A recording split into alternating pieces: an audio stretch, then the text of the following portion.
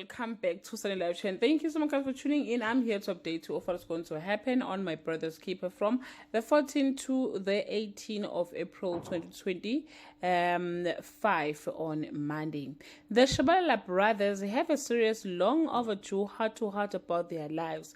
Fakazile started having second thought about getting back with Nqubeko. Did he try to extending an olive branch to Sbu, and he rejects it on Tuesday.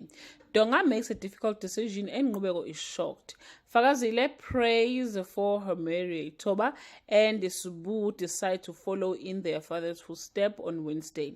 The brothers band together to kick Fakazile out. Fakazile plans a birthday dinner for Nqubeko but is hugely disappointed. Mshengu mistakes a stranger for Mamchunu on Thursday.